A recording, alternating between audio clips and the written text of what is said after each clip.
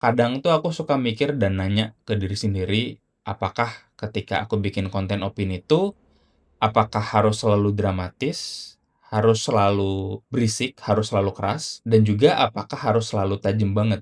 Dan ternyata setelah aku cari tahu, setelah aku dalemin, sebenarnya nggak juga. Framework yang penting tuh sebenarnya justru simple. Opinion, reasoning, dan juga expansion. Dan kalau kamu bisa pakai template ini dengan benar, kamu tuh bakalan kelihatan menjadi seorang kreator yang nggak cuman ngomong asbun doang, tapi kamu bakalan kelihatan menjadi seorang kreator yang benar-benar punya perspektif. Yang pertama, opinion. Di bagian ini kamu buka dengan sudut pandang yang tegas. Boleh provokatif, tapi jangan clickbait, jangan rage bait.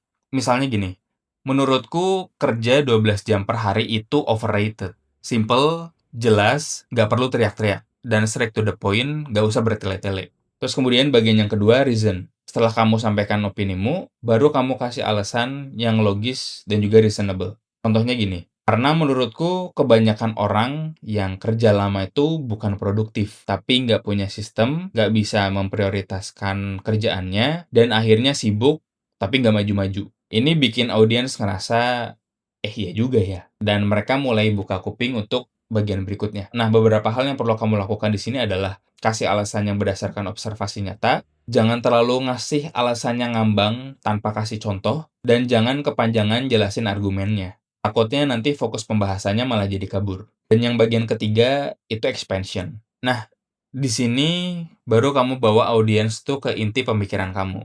Contohnya gini, yang sebenarnya lebih penting adalah ngerti batas energi kamu, bikin sistem kerja yang lebih efisien, dan fokus ke task yang lebih high leverage, bukan ngabisin waktu ngerjain tugas-tugas atau ngerjain hal-hal yang kecil. Ini bikin kamu kelihatan lebih thoughtful, punya reasoning yang logis, dan juga punya arah pemikiran yang lebih jelas. Dan yang terakhir, satu tips dari aku, selalu perkaya wawasan kamu dengan nontonin berbagai macam konten kayak TEDx, Ferry Irwandi, Kania Cita, Guru Gembul, atau beberapa kreator yang emang sering menyampaikan opini mereka. Dari situ kamu bisa belajar gimana caranya mereka berargumen, seperti apa landasan berpikirnya, dan gimana caranya mereka menyampaikan argumen-argumen mereka. Template ini menurutku bisa bikin persona kamu jadi bukan cuman bikin konten opini yang sekedar asbun, tapi seseorang yang punya sudut pandang yang jelas dan punya cara melihat dunia yang berbeda.